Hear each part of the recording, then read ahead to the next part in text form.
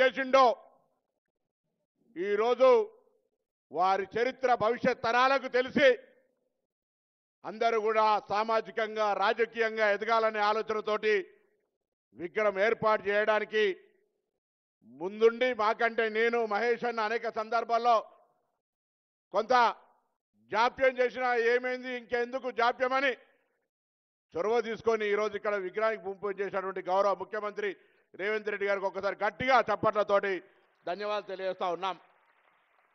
అదేవిధంగా గౌరవ ఉప ముఖ్యమంత్రి గారు బట్టి విక్రమార్క గారు,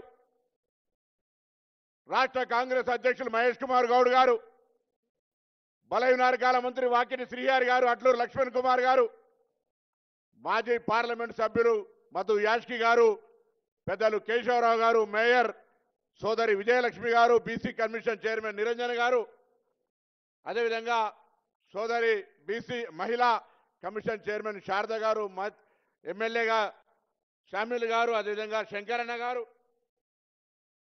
జాజుల శ్రీనివాస్ గారు, వేదిక మీద ఉన్న పెద్దలందరికీ ఇక్కడికి ఇచ్చేసిన అందరికీ పేరు పేరున నమస్కారాలు. ఈరోజు సర్వాయి పాపన్న స్ఫూర్తితోటి ఇక్కడ అందరూ వచ్చినటువంటి మీ అందరికీ కూడా స్వాగతం, ధన్యవాదాలు తెలియజేస్తా ఉన్నా. ఆనాడు 4 వర్ణాలు, క్షుద్రులు, వైశ్యులు, క్షత్రియులు, బ్రాహ్మణులని, వేదిక మీద ఉన్న వాళ్ళందరం కూడా క్షుద్రులమే. ఇవాళ రేవంత్ రెడ్డి గారి నాయకత్వంలో దేశానికే మార్గదర్శకత్వంగా ఉండే విధంగా కులగణన జరిగి చట్టపరంగా న్యాయపరంగా 1,00,000 మంది ప్రభుత్వ ఉద్యోగులను నియమించి గ్రామాన సమాచారం సేకరించి ఎంపైరికల్ డాటా ప్రామాణికమైనటువంటి సమాచారముతోటి సబ్ కమిటీ వేసుకొని చట్టరీత్యా ప్రజాస్వామ్యరీత్యా శాసనసభలో చర్చ చేసి కేబినెట్ ఆమోదంతో బిల్లులు రూపొందించి గవర్నర్ గారికి పంపిస్తే, గవర్నర్ గారు ఢిల్లీకి పంపిస్తే, ఎందుకు చెప్తున్నా అంటే ఇవాళ మన హక్కు కోసం పోరాడి సామాజిక న్యాయం కోసం ఆనాడు సర్దార్ సర్వాయి పాపన్ ఏ స్ఫూర్తితోనైతే పోరాడిండో ఇవాళ ప్రతి ఒక్కరు కూడా బహుజనులను కలుపుకొని ఆ రాజ్యాంగానికి సంబంధించి లోబడి ఇచ్చేటువంటి ఒక ప్రక్రియను సాధించుకునేదానికి అందరూ కూడా భావజ్వాల వ్యాప్తితోటి కానీ కార్యోన్ముఖులు ఏ విషయం లోపల అందరూ కూడా చొరవ తీసుకోవాలని సందర్భంగా కోరుతా ఉన్నా. ఈరోజు ఈ యొక్క 42% ఒక రాజకీయాలకు మాత్రమే అనుకుంటా ఉన్నారు. దయచేసి విద్యా ఉద్యోగాల్లో అనేక రకాలుగా జీవితాలు బాగుపడతాయి. నిన్ననే గౌరవ ముఖ్యమంత్రి గారు ఉస్మానియా యూనివర్సిటీ వైస్ ఛాన్సలర్ వస్తే చెప్తా ఉన్నారు, ఇవాళ మనం భూములు వంచాలంటే భూములు, డబ్బులు వంచాలంటే డబ్బులు, సంక్షేమ కార్యక్రమాలు కాదు, విద్యను ఈయన మనం అందియగలిగితే భవిష్యత్ తరాన్ని నిర్మించినట్టే అనే మాట చెప్తా ఉన్నారు ఇవాళ. కాబట్టి దయచేసి ఇక్కడ వచ్చిన ప్రతి ఒక్కరు కూడా బహుజనులకు నాయకత్వం వహించే ఆలోచన కలిగిన ప్రతి ఒక్కరూ భవిష్యత్ తరానికి విద్యను అందించి మన వాళ్ళంతా విద్యను పొందేటువంటి ఒక ప్రయత్నం చేయాలని కోరుతా ఉన్నాను. మీరు ప్రదేశ్ కాంగ్రెస్ అధ్యక్షుడిగా హుస్నాబాద్ నియోజకవర్గంలో ఉండేటువంటి సర్వాయిపేట కోటలకు వచ్చినారు. ఇలా దానిని మీరు గత ఏడాది ఇచ్చిన 4.5 కోట్లతోటి సుందరంగా మంచి ఒక అందరికీ ఉపయోగపడేటువంటి ఒక సమాచారం, అక్కడ కోటలు, వారికి ఉన్నటువంటి అనేక రకాలుగా ఆనవాళ్లతో ఒక మంచి భవనాన్ని అక్కడ నిర్మిస్తా ఉన్నాం, విగ్రహాన్ని పెడతా ఉన్నాం మనం.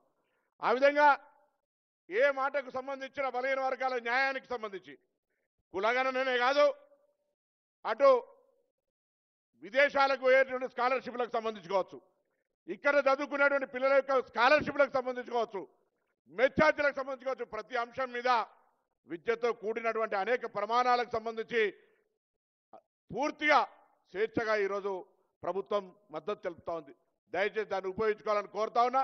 రాజకీయంగా కూడా ఆనాడు సర్వాయి పాపన్ ఒకటే స్ఫూర్తి, ఒంటరిగా పోరాటం చేయలే, నలుగురిని జమేసుకొని రాజ్యాధికారం వైపు పోయినటువంటి పరిస్థితులలో మనమందరం కూడా సామాజికంగా అందరూ కలిసి ఆ ప్రజాస్వామికంగా విద్యతో పాటుగా రాజకీయంగా ఉండేటువంటి ఉన్నతమైన శిఖరాలకు పోవడానికి ప్రయత్నం చేయాలని కోరుతూ, తప్పకుండా ఇలా రాష్ట్ర వ్యాప్తంగా అందరూ కూడా సంతోషపడుతూ ఉన్నారు గౌరవ ముఖ్యమంత్రి గారు.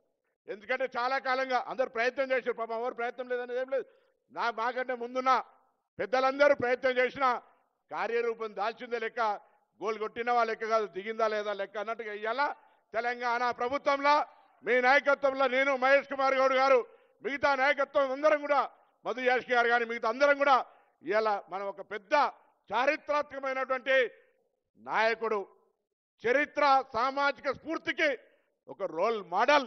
అటువంటి ఆయన విగ్రహాన్ని భవిష్యత్ తరానికి చెప్పేటువంటి ఒక శంకుస్థాపన చేసుకున్నాం. చాలా సంతోషంగా ఉంది. నేను ఎక్కువసేపు మాట్లాడకుండా, ఎందుకంటే అందరూ కూడా ఉన్నారు, సమయం కూడా కొంత ఆలస్యమైంది.